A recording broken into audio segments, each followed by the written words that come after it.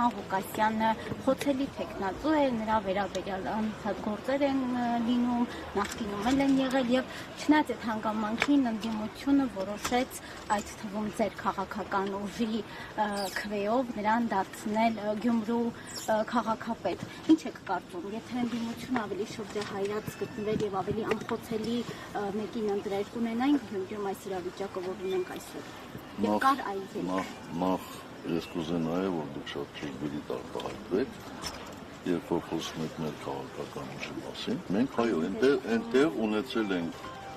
այսպես ասեմ, մաքրում համադրել ենք եւ սատարել ենք, բայց դա չի նշան, բայց չի կարելի նույնականացնել մեր քաղաքական ուժը։ Սա Մարտուն Գրիգորյանը ես չեք թողնում ես պատասխանել։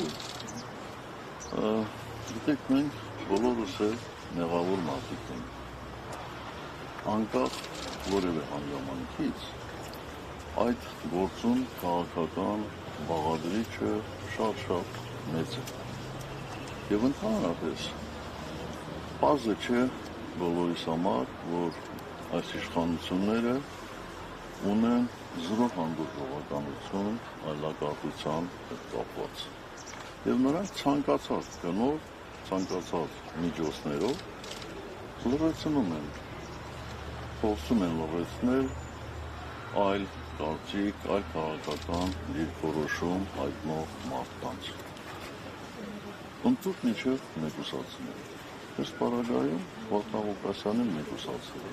Ինչ վերաբերում է ձեր հարցի երկրորդ մասին, ապա Վարդան Ղուկասյանը այնտեղ ընդդիմության շրջանակներում ամենաշատ քվե ստացած տեխնիկ։ Մենք առաջի հերթին ոչ թե սատարել ենք Վարդան Ղուկասյանին, այլ մեր ժողովրդի այն հատվածին, որը քվեարկել է Վարդան Ղուկասյանի օգտին։ Բա ինչ անեին ձեր կարծիքով։ Ժողովուրդը կարող է սխալվել, բայց կարծում եմ, որ այդպես հիմա այդպես է կարծում, հա։ Ոչ, ժողովուրդը չի կարող։ Ժողովուրդը չի կարող սխալվել։ Ժողովուրդը կարող է ինչ-որ պահի մոլորվել, ինչ-որ պահի տրվել պոպուլիստների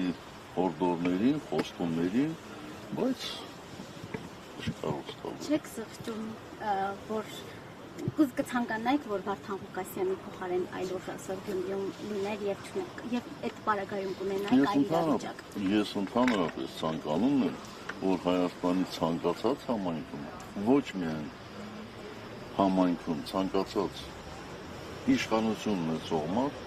լիներ ամենազնվագույնը։ Միշտ ցանկանայի, ամենահայրենասերը, ամենազնվագույնը, ամենալավը, ամենասիրելին, բայց ցավոք սրտի ընտրությունները միշտ չէ, որ վերում են